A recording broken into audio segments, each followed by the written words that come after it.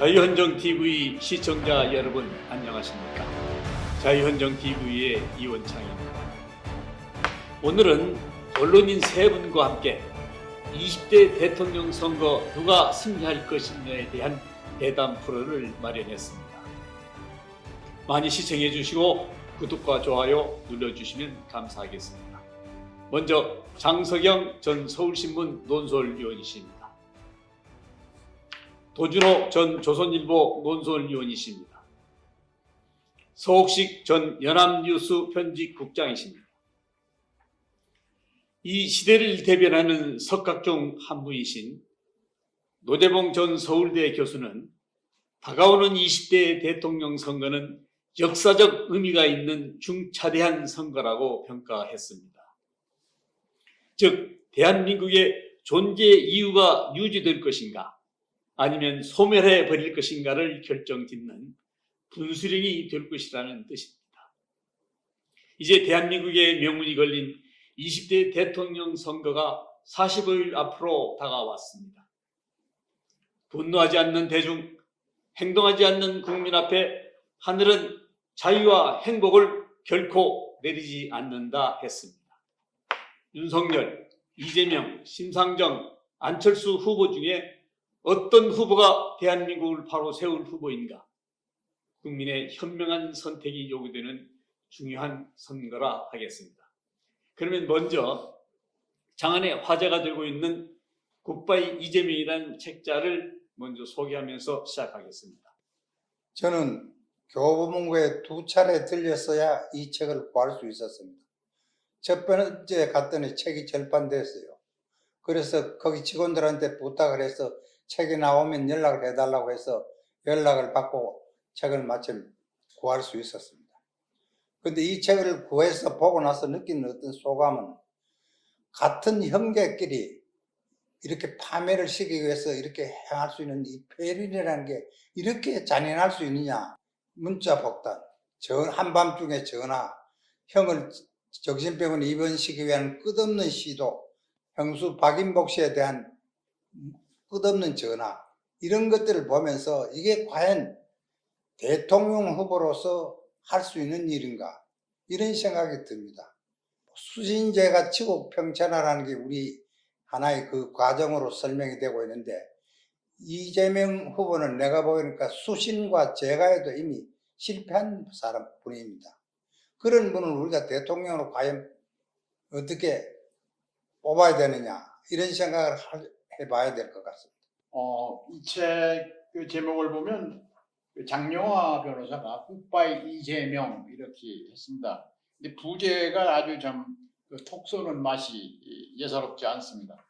부제가 어떻게 되냐면 마스크의 표정을 감춘 그 실체를 벗긴다, 이렇게 되어 있습니다.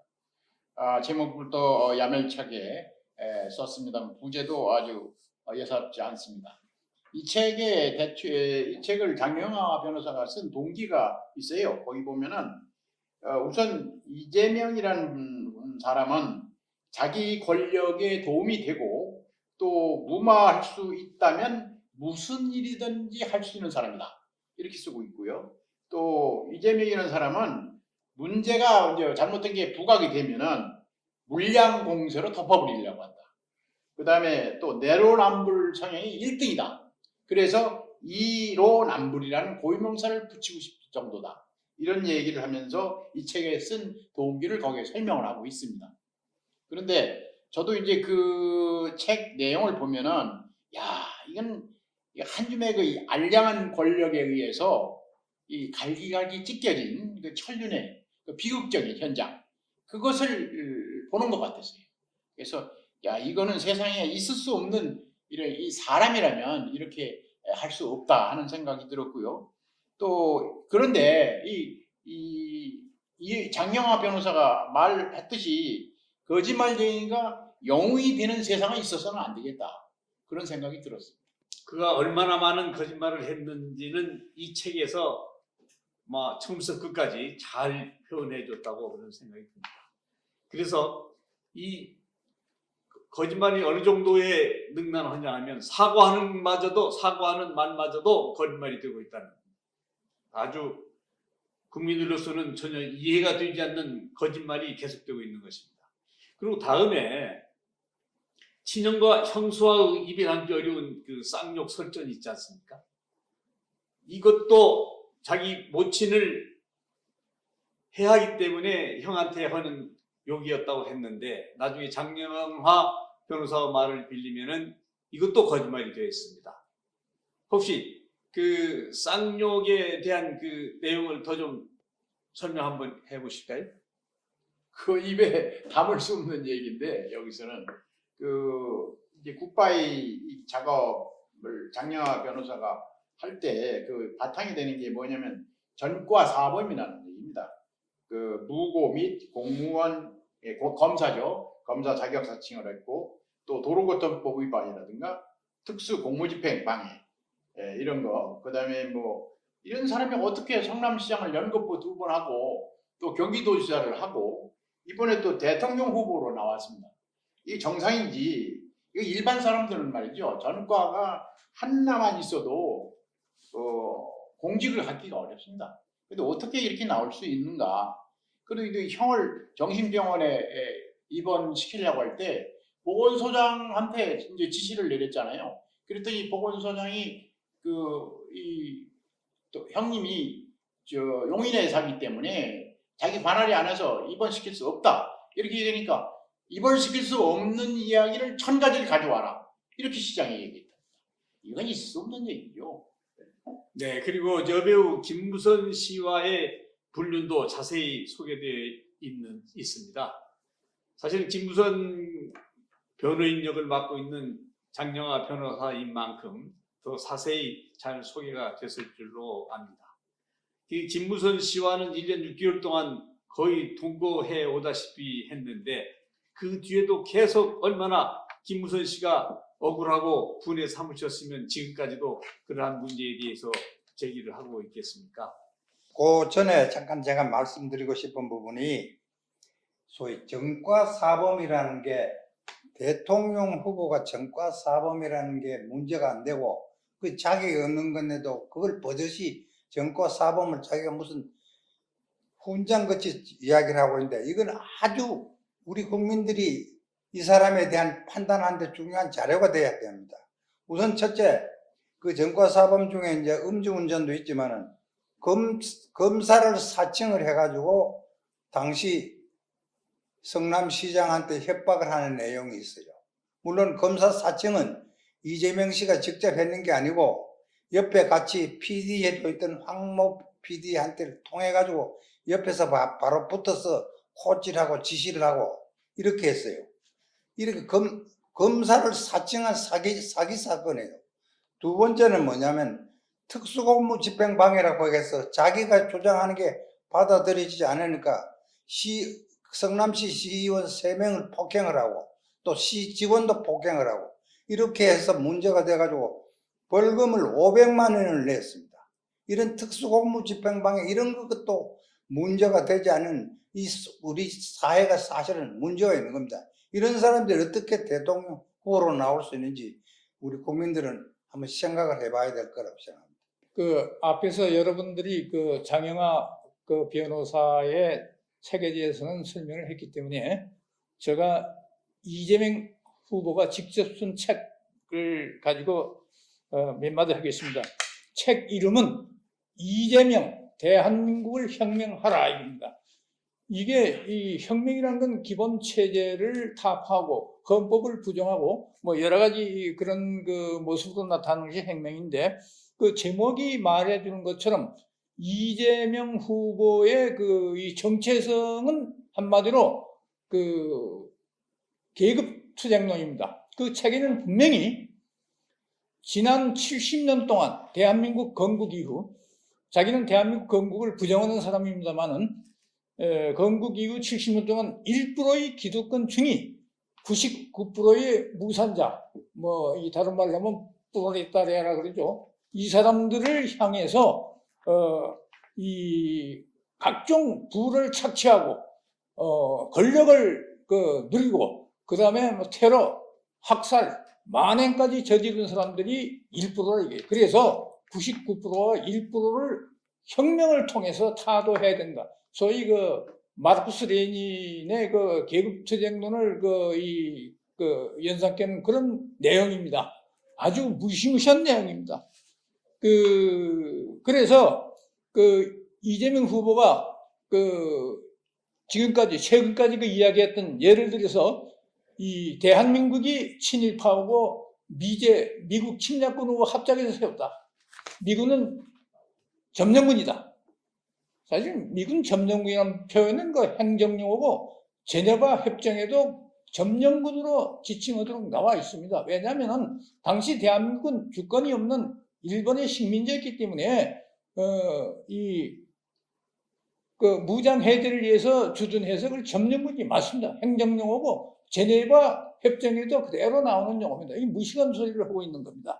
그 다음에 이런 일련에 올 때 사드 발언 보십시오. 사드는 이 외교, 국방, 안보뿐만 아니라 경제에도 백해무익한 것이기 때문에 자기가 대통령 되면 철회하겠다 그랬어요. 그런데 최근에는 자기가 전에는 이 사드가 도입할 당시에 한 말이고 지금은 사드가 설치되어 있기 때문에 생각이 바뀌었다 하는데 모르겠습니다. 그 다음에 최근에도 이 전시작전권 환수를 무조건 주장했습니다. 이 환수란 표현은 이 미국이 압수, 빼앗아갔다는 거기 때문에 이걸 환수란 쓰는데 사실은 1950년 6.25 당시 이승만 대통령이 당시 7월 14일 날 도저히 우리는 탱크가 하나도 없고 전투기 하나도 없고 군함 하나도 없고 심지어 소총 하나도 없기 때문에 이 메가더 장군한테 미국에게 이 작전권을 이양한 것입니다. 그래서 그것이 오늘까지 와서 김영삼 정부 때 평시 작전권은 우리가 찾아왔고 그 다음에 이 전시 작전권이 있는 건데 이걸 지금 과거 노무현 때는 2012년 4월 17일 이승만 대통령이 이양한 날짜 7월 14일을 역순으로 계산해서 그런 식으로 했습니다만은 다시 이명박 정부 때 2015년 12월 1일로 늦춰졌다가 박근혜 정부 들어서는 안 된다. 안보 환경이 변했다. 북한이 핵미사일을 개발하고 또 성능을 높이고 하고 있는 판인데 이게 말이 안 된다 해서 지금 이재명 후보는 무조건 무슨 조건이 필요하냐. 그 조건은 한미 국방장관 회의에서 조건이라는 건 뭐냐면 세 가지가 있습니다. 주로 북한의 핵 미사일에 대처를 할 수가 없기 때문에 당장 지금 이양은 불가능하다 이건데 이재명 후보는 당장 무슨 조건이냐 당장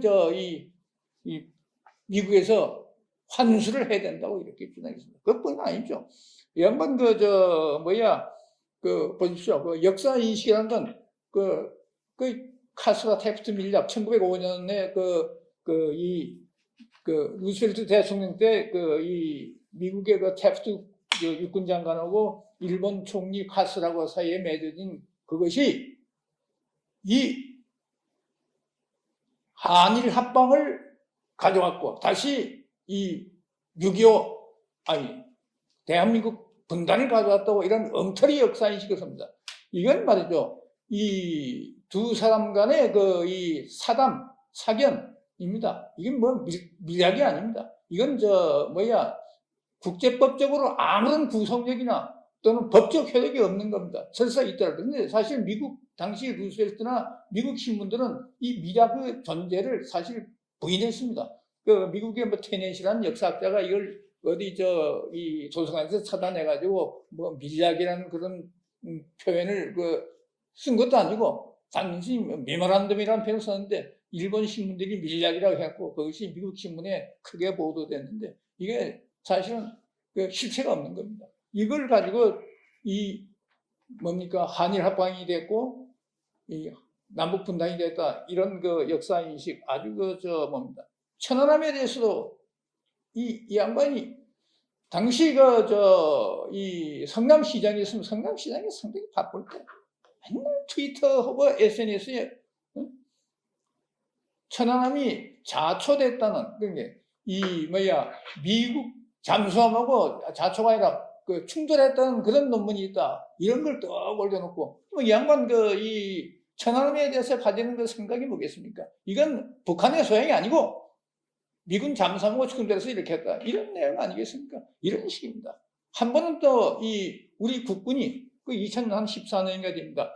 연천에 그 북한의 이 포탄이 떨어져서 난리가 난 적이 있습니다. 그런데 연천 주민은 한 사람도 포탄 소리를 듣지 못했는데 이건 무슨 소리냐 이런 식으로 해서 자기 그 SNS에 올리기도 한 겁니다. 그때도 성남시장이 바꿀 텐데 맨날 트위터질이나 하고 SNS 그 글이나 올려가지고 북한을 옹호 지지하는 이런 발언만 한 그런 사람입니다. 책을 보면은 그 양반의 그 정치성이 참 이 양반이 정말 대한민국을 이끌 대통령이 돼서는 안 되겠다는 생각이 아주 그대로 듭니다. 여러 군데 1%의 기득권 세력을 타도하기 위해서 90%가 단결해서 혁명을 해야 된다고 표현들이 여러 군데 나옵니다. 이 캠프에 어떤 사람들이 지금 들어있는지는 좀 다음에 기회 있으면 말씀드리겠습니다. 네, 다음은 미국으로 빠져들고 있는 대장동 사건을 다시 한번 점검해 보겠습니다. 관련자 3명이 연쇄적으로 우문의 죽음을 당했는데도 우선에 대한 수사는 전혀 이루어지지 않고 있습니다. 2월 6일이 정의상 캠프 비서실 부실장의 기소가 2월 6일인데 이 날짜를 넘기자고 한 것인지 이 사건은 제대로 수사가 되지 않고 있습니다. 이 사건에 대해서 한번 점검해 보시죠. 예, 그 대장동 사건 수사, 이 성남 대장동 개발 특혜 의혹, 이 검찰 수사를 보면 말이죠. 지금도 그렇습니다. 아주 가관도 아닙니다. 이건 뭐 국민을 속이는 것도 어느 정도이지 아예 바보로 취급하고 있는 것이 아닌가 이렇게 생각이 들 정도입니다. 원래 검찰 수사는 당초 예상했던 대로 철저를 빼고 신속만 강조를 했어요. 그래서 처음에 김만배 씨를 구속 영장을 청구했을 때 그게 기각이 됐습니다. 두 번째에서 이제 기소가 됐는데 그 후에 유동규 씨 구속도 그 성남시장 이재명 당시 시장이죠. 그때 자기가 그렇게 사장까지 시켜놓고 본부장까지 시켜놓고 나중에 경기도지사 하면서 이 사건이 불거졌을 때 전혀 모른다고 그랬어요. 어떻게 그럴 수가 있습니까? 그런데 우리 그거는 그렇다 치고 우리 검찰이 수사를 그런 식으로 해서 어떻게 이게 졸속 수사라는 또 비난, 봐주기 수사라는 비난 이거를 벗어날 수가 없죠. 원래 이 사건은 금융정보분석원에서 2021년도 자산관리회사 화천대유 이게 비정상적인 자금 흐름을 포착을 했어요. 그래가지고 용산경찰서인가 거기에 넘겼어요. 근데 경찰이 어물쩡해가 몇 개월 흐른 겁니다. 그것이 이제 나중에 문제가 돼가지고 이게 된 건데 사실은요 이 사건을 보면서 막 미국의 그 옛날에 그 알 카포네 이게 대한민국에도 알 카포네가 있구나 이런 생각이 들 정도예요. 그런데 사실 미국 알 카포네도 그 수사관 한 명이서 이게 밝혀냈지 않습니까? 그렇듯이 우리나라 이 검찰도 이거 간단하게 수사할 수 있는데도 어물쩍하고 넘기다가 오늘날까지 온 겁니다. 대장동 사건의 핵심은 이재명 성남시장에 대한 수사를 하는 게 제일 핵심이에요. 왜냐하면 이재명 시장이 자기가 설계자라고 분명히 말씀을 했고 그럼 설계자에 대한 수사도 없이 이 사건을 넘어갈 수는 없는 겁니다. 그리고 또 자기 신복 중에 한 사람이 정진상 씨가 유동규가 검찰에 닥치기 전에 8차례나 직접 전화를 걸어서 그중 7차례는 정진상 씨가 유동규 씨한테 전화를 해가지고 했다는 겁니다. 그렇기 때문에 이 사건은 이 대장동 사건은 이재명 시장에 대한 혐의 이거를 검찰이 철저히 조사를 해야 되는데 이 검찰이 지금 하질 않고 있기 때문에 대장동 사건은 완전히 지금 용두사미로 끝날 가능성이 굉장히 많아졌습니다. 이거를 많은 사람들이 이거를 수사를 제대로 하도록 촉구할 필요가 있다고 생각합니다. 맞습니다. 이 우선에 대해서 김문기 성남 도계공 개발 1처장이 유서에 남긴 내용만 수사를 해도 우선이 누군가는 바로 밝혀질 수가 있습니다. 이 관수조치 조항을 삭제해서는 안 된다 서너 차례 상부에다가 보고를 했는데도 불구하고 조항은 빠지고 이익은 엉뚱한 민간업자한테 돌아가지 않습니까? 이 삭제를 시킨 장본인에 대한 수사만 해도 우선이 바로 누구인가가 밝혀질 텐데 검찰이 수사를 미루고 있고 또 제대로 하지 않고 있다는 그 산 증거가 이렇게 되겠습니다. 설령 그 검찰이 말이죠. 어떤 결과를 내놓는다 하더라도 국민들이 믿겠습니까? 이 사건은요. 특검으로 가야 됩니다. 지금도 늦지 않았습니다. 특검으로 가야 돼 이 사건이 밝혀집니다. 뭐 특검 시간이 많이 걸린다는 것은 물론 사실이죠. 그러나 이걸 상설특검법도 있고 하니까 지금이라도 여야가 합의를 해서 특검으로 가야 됩니다. 그래서 전부 밝혀내야 됩니다. 네. 또한 그 이병철 그 변호사업을 하던 분들의 그 사인도 이 사건과 함께 진실이 규명돼야 된다고 이렇게 생각이 듭니다. 다음은 우리 중앙선관위 직원들의 반발로 사퇴한 조혜주 상임위원 건 한번 점검 한번 해보겠습니다. 그 전에 또 한 말씀 제가 드리겠습니다.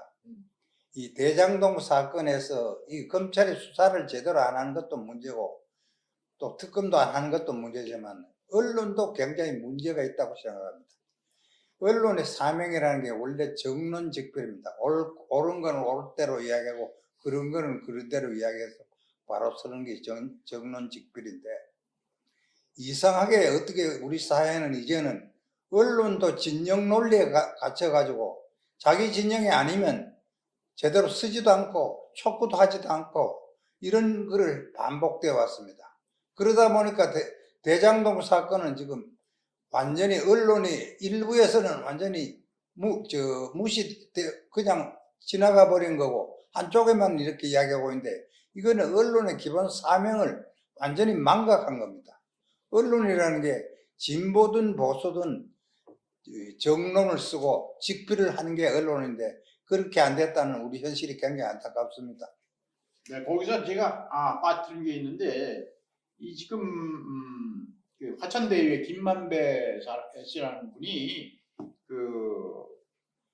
뭡니까 이 경기지사로 있을 때 그 이재명 후보가 공직선거법 위반 사건으로 대법원에서 무죄 판결을 받은 게 있어요. 그때 이제 지금 이제 그 문제 때문에 소위 재판 거래가 아니었는가 하는 그 의혹이 점점 확산되고 있는 상황입니다.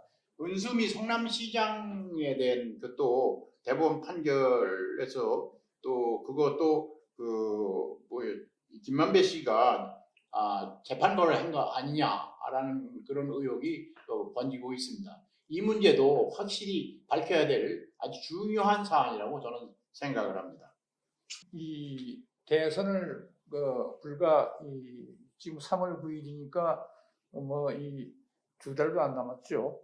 그런데 상당히 그 특검이 제대로 집행한 건 문제인데 문제는 아까 그 설계자가 자기라고 스스로 이야기했지만 모든 그 대장동 사건의 그 단계마다 그 인허가 결재권자가 이재명으로 나와 있습니다. 그런데 이 철문벽에 자기가 오히려 수사를 딴 쪽으로 하니까 그 몸통은 자기면서 몸통이 국민의힘 쪽이라고 이런 엉뚱한 소리를 하고 있는 사람이 바로 이재명입니다. 네. 맞습니다. 이제 이재명 후보를 보면 말이죠.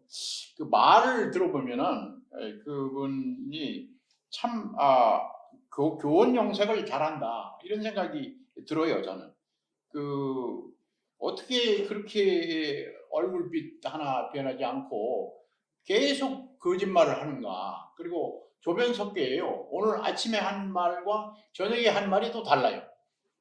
이런 일이 있었잖아요. 박근혜 대통령, 존경하는 박근혜 대통령이라고 말하고 나중에 뭐라고 그랬습니까? 기자들 앞에 가서 내가 존경한다고 그랬더니 진짜 존경하는 줄 알더라. 이렇게 얘기하는 사람이에요. 그래서 참 대단히 나쁜 사람이다 이렇게 생각이 들고, 그 논어에 나오는 공자의 말씀인데 이런 말씀을 했어요. 공자가 듣기 좋게 말하고 얼굴빛이 곱게 말하는 사람, 이것을 이제 교원 영색이라고 하는데, 그런 사람 가운데 어진 사람이 드물다라고 얘기를 했습니다. 근데 제가 그 비교를 해서 좀 미안합니다만은 윤석열 후보 같은 경우 보면은 그 논어에 나오는 대로 하면은 그분은 강의 목룰입니다. 강의 목룰, 강직하다, 그리고 굳세다, 그리고 굽히지 않는다, 그런 꾸밈이 없다, 그런 말을 할 때 보면 그렇게 느껴요. 그래서 어느 우리 그 언론이 쓴 그 칼럼에 보니까 윤석열 후보를 곰으로 표현을 했더라고요. 아주 무뚝뚝하면서 그냥 옆도 안 보고 앞으로만 걸어가는 그런 게 대통령 후보로서 좋지 않은가, 그런 생각이 들었습니다. 네, 다음은 중앙선관위 2900년 직원들의 항의 반발로 인해서 조혜주 상임위원이 사퇴를 했는데요. 이 부분에 대해서도 한번 알아보겠습니다. 중앙선관위 말씀이 나왔으니까 제가 먼저 말씀드릴게요. 이게 이 직원들이 반란을 일으켜가지고 조혜주 상임위원이 이제 결국 세 번째 사표를 냈다가 대통령께서 아마 사표를 수리를 한 모양입니다.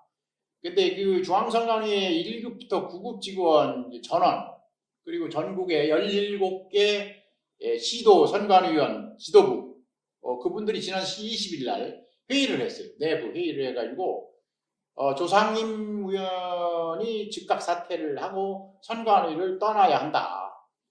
그렇지 않으면은, 그러지 않아도 우리가 선관위원이 불공정하다라는 비난을 받고 있으니까 떠나야 된다. 그리고 오늘 아침 조간에 났는데 보니까 이분들이 다시 모여서 이 새로운 상임위원을 선출할 때에 친여 인사를 해서는 안 된다.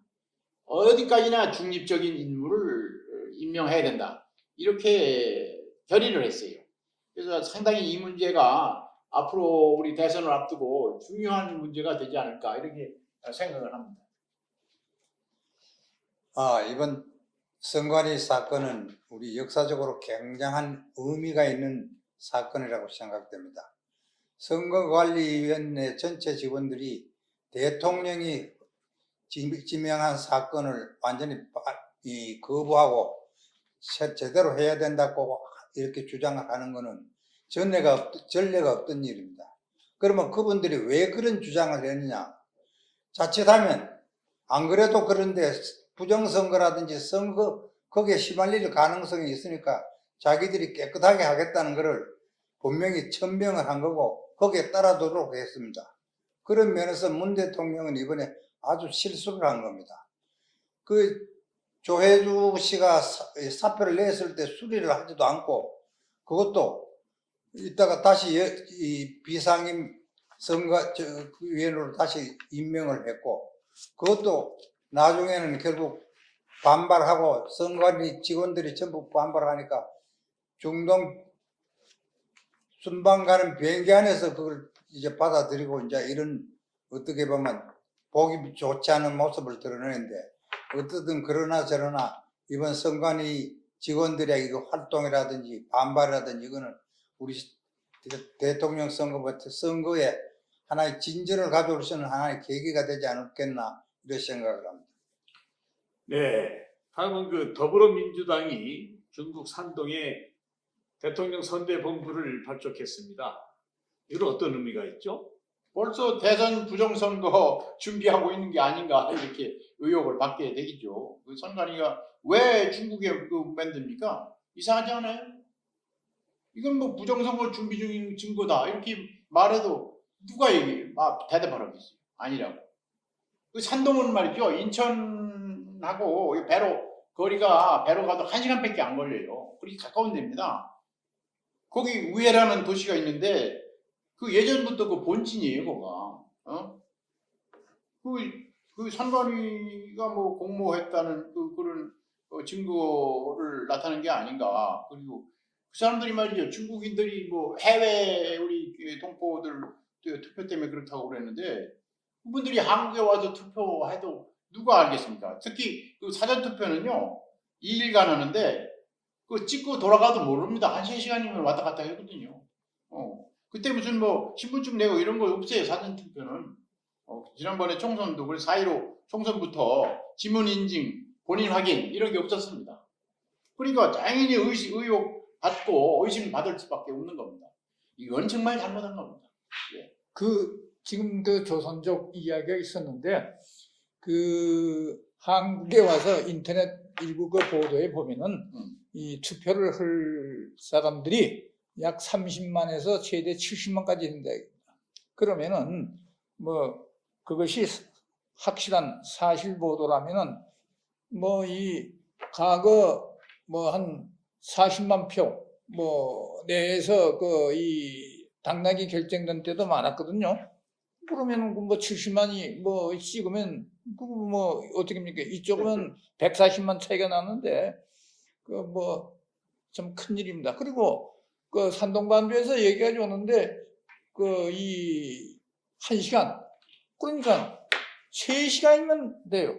1시간 와가지고 1시간 투표하고 1시간 가고 그건 뭐 기계적인 이야기지만 실제로 사전 투표는 이틀이기 때문에 충분히 와서 할 수 있는 그런 거 있습니다. 지금 그 조선족의 투표는 이번뿐이 아니고 지난 그 이 4.15 총선에서도 아주 문제가 많이 됐던 그런 일 아닙니까? 그 발대식이 그날 열렸는데 보도에 따르면 그 참석자들이 말이죠. 내가 이재명을 뽑는 이유 라는 그 뭐 프레카든가 뭐 그런 거 하고 또 이재명이 뭐 한다면 하더라 이런 이유 때문에 자기가 이재명을 뽑는다 그런 걸 주제로 해서 아마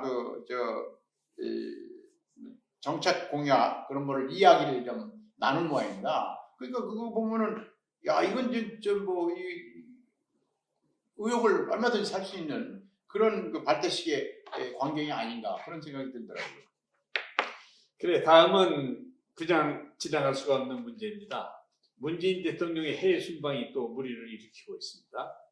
56개월간의 52회 해외 순방으로 1회에 200억씩 토탈 1조 원의 경비를 썼다고 이렇게 나와 있습니다. 또한 문재인의 사저 또한 문제가 되고 있는데요.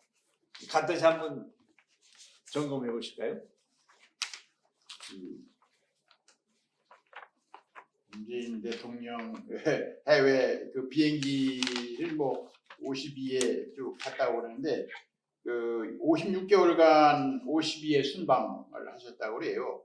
근데 그 뭐 1회 한 번 가는데 돈이 200억씩 든다 이런 얘기입니다. 그리고 뭐 대통령께서는 뭐 퇴임 직전까지 아마 다니실 모양인데 뭐 양산 그 통도사 인근 문제도 아방궁 사저다 뭐 이런 말도 많이 나오고 있는데 하여튼 이제 얼마 몇 달 안 남은 임기 동안에 해외 나가서 무슨 일을 어떻게 하시는지 국가에 이익을 주시는지 지금 상당히 궁금한 점이 많습니다. 옛날에 여러분들 되게 뭐 다 아시는 바와 같이 우리 이승만 대통령의 경우 처음에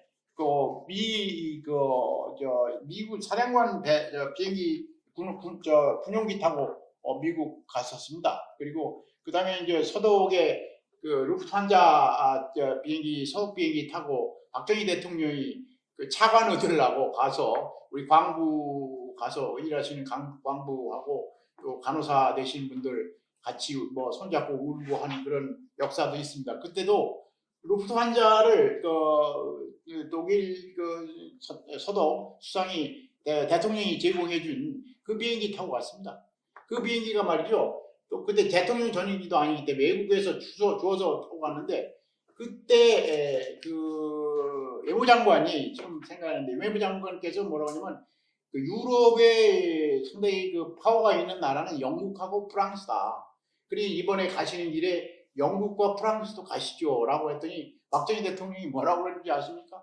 아니 내가 지금 돈 없어 남의 비행기 빌려 타고 가는 사람이 무슨 거기 놀러 가느냐.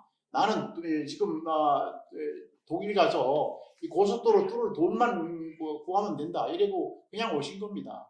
근데 우리 대통령들 그동안 역대 대통령 그다음에 이제 공군 1호기 그거를 우리가 전용기를 만들어서 대한항공이나 아시아나항공 타고 이제 다니시고 그랬는데 요번 비행기는 또 새로 만든 거랍니다. 그래서 뭐 자기 대통령이 아마 지금 시승을 하셔야 되는데 얼마나 급하신지 지금 문 대통령이 한번 타고 외국에 가셔가지고 뭐 무슨 좋은 일 하시겠다고 그러는데 또 뭐 저기 이쪽에 가서 중동 나라 어느 나라는 왕세자가 뭐 저기 딴 거 하느라고 우리 대통령 면담도 안 하고 이런 또 아주 그 외교 참사가 일어나는데 참 아주 걱정스러워요. 좀 이런 때는 나라가 지금 코로나에 지금 오미크론 때문에 지금 뭐 숫자가 확진자가 하루에 6,000명, 7,000명씩 늘어나고 있고 또 대선도 앞두고 있고 또 북한에서 지금 ICBM이라든가 막 이걸 쏠 그런 움직임도 보이고 있고 또 지금까지 뭐 미사일 금년 들어서 봤을 때 4차례나 했지 않습니까? 근데 우리 LSC 열려도 대통령께서 외국에 가 계시니 옛날에 보면 말이죠. 자기 집 불나면 무조건 모든 거 다 집으로 뛰어옵니다. 근데 뭘 그렇게 큰 일을 하신다고 외국 가서 다녀오시는지 그것도 이해가 안 갑니다. 그 특히 이번 그 중동 순방에서 좀 이 웃기는 일이 생겼죠. 이 예멘 반군이 그 문재인 대통령이 방문하고 있는 아랍에미리트에 대해서 드론 공격을 했습니다. 그런데 지금 가기 전에 북한이 금년도로 4차례 미사일을 쏘면서 그 중에 2개는 하나는 마하 5, 하나는 마하 10. 그러니까 음속보다 5배, 10배 정도 더 이 속도가 빠른 그런 미사일 시험 발사를 했는데 이건 뭐 기존에 우리 한국군에 배치된 패트리어트는 물론이고 성주에 배치된 사드 가지고도 좀 어렵다는 거 아닙니까?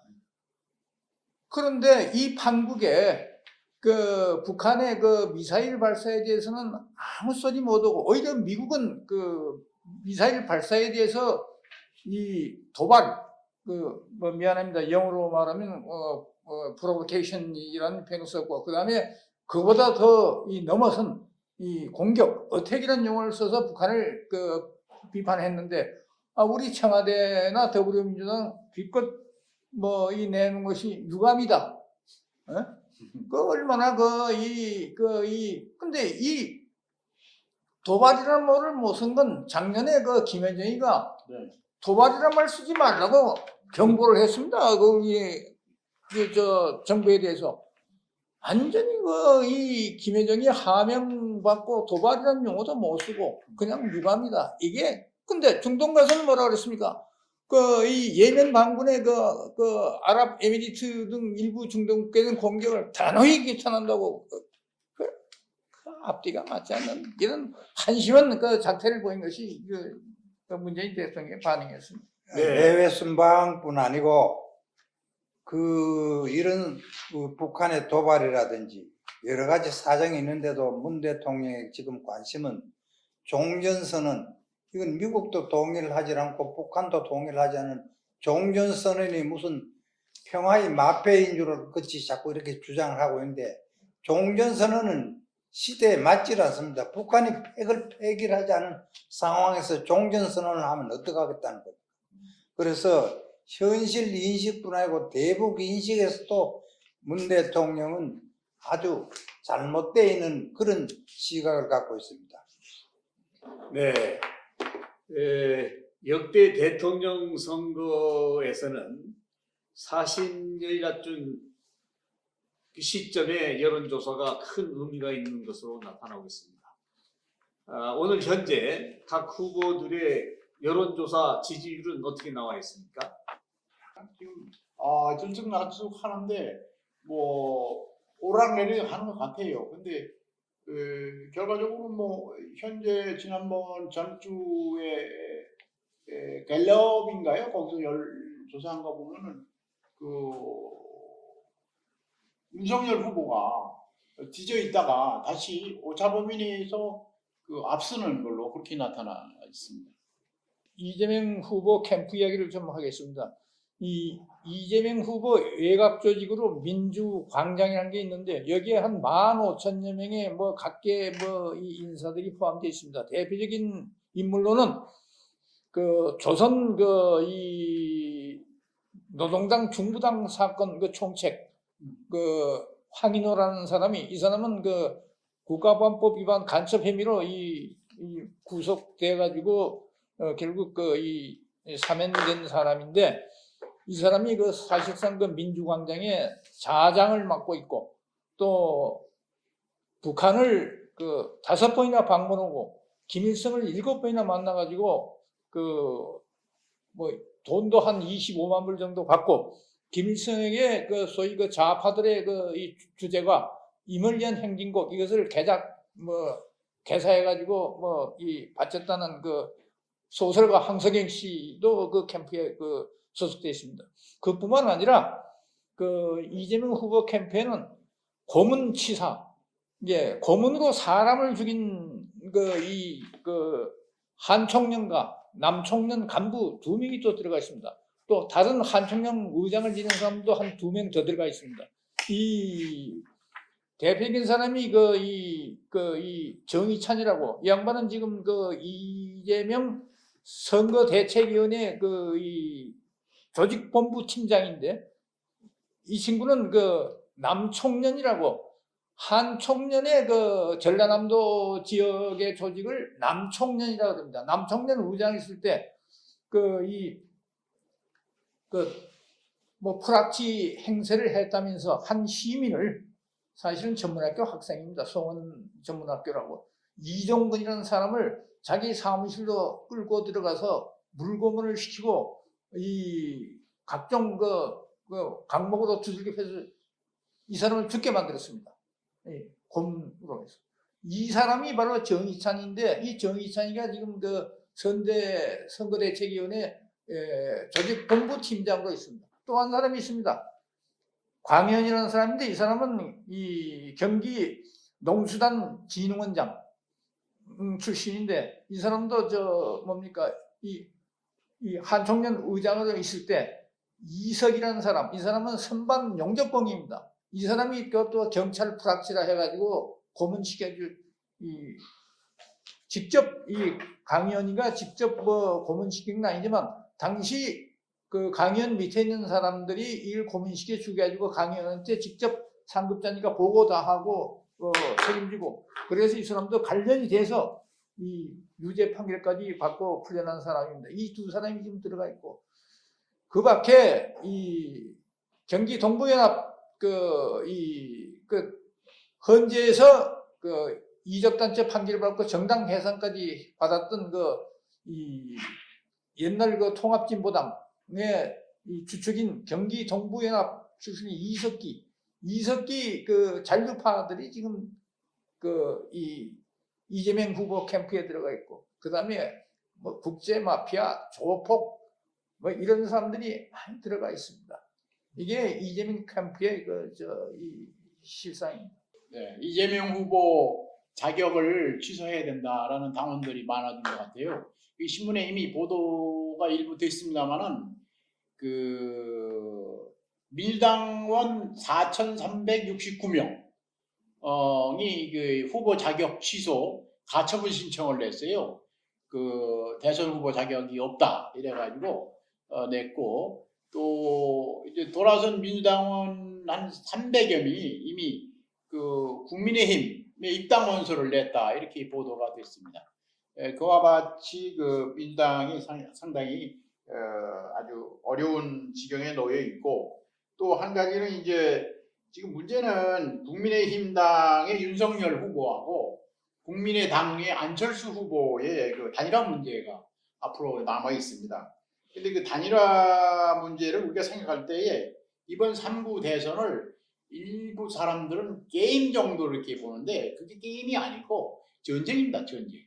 어떻게 이게 자유민주주의 국가를 지키느냐, 안 그러면 이 사회주의 국가로 가느냐, 이런 아주 중차대한 기로에 섰기 때문에 반드시 윤석열 후보와 안철수 후보는 단일화를 해야 됩니다. 그래서 그걸 방해를 하면 절대 안 되고요. 대개 보면은 어떤 사람들은 3자 필승론을 주장합니다. 세 사람이 나와도 된다, 뭐 이렇게 생각하는 사람, 그건 3자 필패입니다. 필패. 그 두 사람이 야당인데 그 사람이 이 여당 이롭게 할 수 있어서는 아니 되겠죠. 그다음에 이제 윤석열 대망론이 있어요. 윤석열 단일화 안 해도 뭐 분명히 뭐 여당을 이길 수 있다. 그런데 그렇지 않습니다.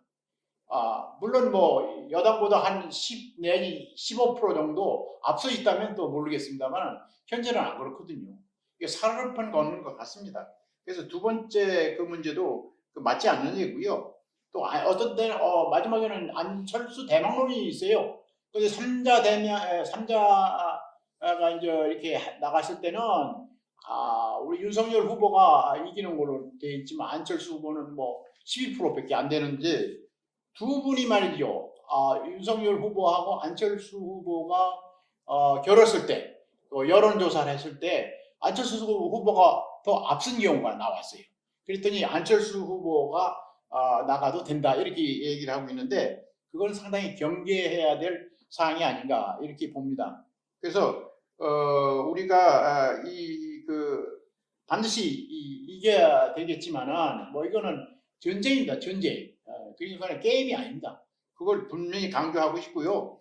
윤 후보는 국민의힘에서는 더 아주 그 국민들의 그 피부에 닿는 공약을 제시해서 그 국민들의 지지를 지금보다도 더 많이 얻으면은 또 안철수 후보와 단일화도 더 쉽게 되지 않나 이렇게 생각이 됩니다. 네. 그 두 사람을 놓고 윤석열 후보, 안철수 후보 두 사람을 놓고 적합도를 조사하는 그건 상당히 문제가 있다고 보입니다. 왜냐하면은 거기는 이제 이재명 후보가 빠지고 두 사람을 놓고 누가 적합하냐? 거기는 소위 이재명 그 후보를 지지했던 사람들 또는 좌파 인사들이 대거 안철수 쪽으로 몰려서 찍게 됩니다. 적합도 조사는. 그러니까 적합도 조사가 높게 나옵니다. 그렇죠. 네. 예, 하나 덧붙일 것은 이제 제 경우는 지난 97년부터 25년 동안 대통령 선거에 건연을 해 왔습니다. 그런데 이번 선거에서처럼 후보가 자격 미달인 후보는 처음 보는 것 같아요. 어떻게 이런 후보가 끝까지 후보 교체 없이 마지막까지 갈 수 있는지, 또 이를 지지하는 정당, 또는 이를 지지하는 국민들, 또 특히나 TV에 나와서 이를 지지하는 패널들의 얼굴을 보면 도대체 자식들 앞에서 어떻게 떳떳하게 나와서 이 후보를 지지할 수 있을 것인가, 자, 의문이 있을 정도입니다. 이번 대선은 이러한 그 양심 세력 대 비양심 세력의 대결이 아닌가. 물론 2030 간의 세대 간 대결도 되겠습니다만은 대한민국 국민이 얼마나 도덕성을 갖추고 얼마나 자식들 앞에 떳떳할 수 있는가를 증명해 볼 수 있는 선거가 아닌가, 뭐 그런 생각을 갖습니다. 이번 대선에서 우리가 반드시 명심해야 될 사항은 어느 후보가 우리 안보를 제대로 지킬 수 있는 후보냐. 안보라는 건 바로 나라의 목숨과 같은 그런 건데 그 안보를 제대로 할 사람이 누구냐. 또 한 가지는 뭐냐면 우리의 기본 원칙인 시장 경제를 제대로 할 분이 누구냐. 이 기준에서 판단해야 된다고 생각을 합니다. 그런데 지금 안보 문제에 있어서 예를 들어서 북한이 미사일을 발사할 조짐이 있으면 선제 타격을 해야 된다는 윤석열 후보의 이야기에 대해서 여당 이재명 후보 측 쪽에서는 그럼 전쟁을 하자는 거냐? 그건 전쟁을 하자는 이야기가 아니고 자위권을 행사하는 겁니다. 근데 북한이 미사일을 쏘더라도 자위권을 행사하지 않겠다는 게 대통령 후보가 할 이야기입니까? 또 한 가지 시장 경제 문제만 하더라도 문재인 정부가 가장 실패한 것 중에 하나가 뭐냐면 부동산 정책입니다. 근데 이 부동산 정책이 왜 실패했냐? 물론 수요와 공급을 맞추지 않은 것도 있지만 부동산 정책을 이념으로 풀라고 했기 때문에 가진 자에 대해서 일종의 벌금을 물리고 세금 폭탄을 물리고 하는 이런 식의 그것 때문에 윤석열 후보는 분명히 천명했듯이 자유시장 경제를 경제 원칙에 따라서 하겠다고 이미 선명을 했기 때문에 우리 많은 국민들은 이 부분에 대해서 깊이 생각을 해야 될 거라고 생각합니다. 그 네. 부동산 정책과 관련해서 하나 더 말씀드리자면 원래 이 이재명 후보는 250만 호를 짓고 자기 임기 중에 그리고 그 중에 100만 호를 그 기본 주택으로 하겠다. 자기 그 기본 시리즈가 기본 소득, 기본 주택, 기본 금융 뭐 이겁니다. 그런데 어제 갑자기 그걸 변경했어요. 해서 61만 호를 더 추가해서 311만 호를 짓는데 그 중에 107만 호가 서울에 짓는다는 겁니다. 그런데 지금 그 부동산 그 전문가, 그 대학 교수들 그 이야기 들으면 거의 한결같이 서울에 지금 350만 호 주택이 있습니다. 그런데 서울에 107만 호를 더 짓는다. 질 땅이 없다는 겁니다. 이건 사실상 불가능하다는 겁니다. 이런 엉터리 같은 공약을 지금 내놓고 있고, 그 뭐 이 이재명 후보 공약이 뭐 이것뿐이 아닙니다. 뭐 청년 수당, 장년 수당, 중년 수당, 그 다음에 뭐 어린이 수당을 청년 수당을 7세까지를 18세까지 높여가지고 뭐 청년 기본소득, 심지어 뭐 저 연예인, 문화인 뭐 이 저 소득 연 뭐 100만 원 정도 거기에다가 뭡니까 뭐 이 탈모 치료제 의료보험 적용 모발 이식비 그 다음에 가발비까지 지원한다. 뭐 심지어 뭐 그밖에 많습니다. 뭐 저 이런 거 하면 말이죠. 이 나라가 거들납니다. 이게 실현 가능성이 없고 경제적 득실도 없습니다. 나라가 이게 망하는 길만 나오죠. 이런 후보가 대통령이 되겠습니다. 네, 오랜 시간 수고 많으셨습니다. 감사합니다.